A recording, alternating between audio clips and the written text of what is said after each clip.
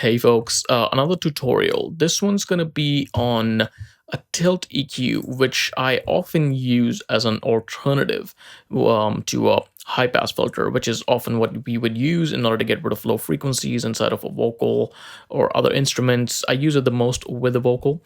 The reason I like tilt EQs more than I like just your regular low cut is because it keeps the sound or keeps the vocal in this particular case very rich. It adds clarity, but at the same time, it just dampens that muddiness that you might want to get rid of. And it doesn't add any hollowness, which sometimes a bell EQ does. It adds a bit of hollowness. So let's just have a quick listen to this particular vocal. I've been running away, away, away. But you want me to stay, eh.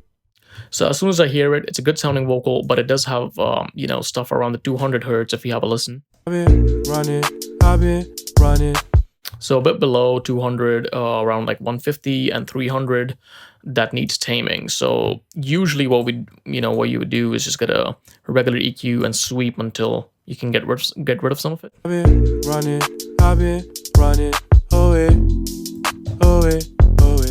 But you want me to stay, eh. You know that I got you, baby.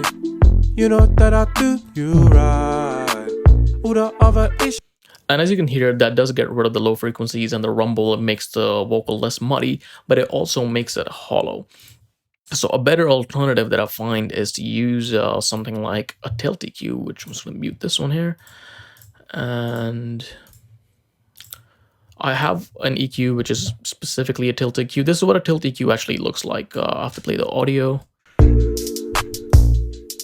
So this is what it does.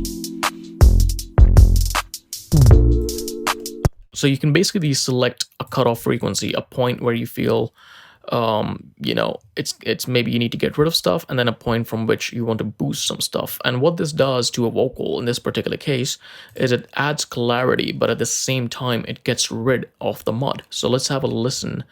Let's find the frequency first. I've been running away, away, away.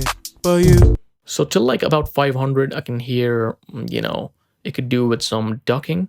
So I'm taking out a frequency. So I'm going to put it to like, 530 and just give it like a bit of a boost. I've been running away, away, away. But you want me to stay, eh. You know that I got you, baby. You know that I do you right. All the other ish don't faze me. So as you could hear there, it just got rid of some of that mud and that rumble.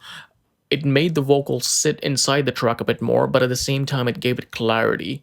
And you can see I'm doing very little. I'm just doing 2.9, decibels of gain, and a cut from each side, but it just makes it that much more natural sounding. I'm having to do less. You compare it to something like this, where I'm having to do quite a lot more in order to get a similar sound. And the other thing is the integrity of the vocal remains. It's a good vocal. I like it. I don't want to tamper with it too much. So a tilt EQ is quite a good substitute if you ever want to get rid of some low end and add clarity to your vocals at the same time.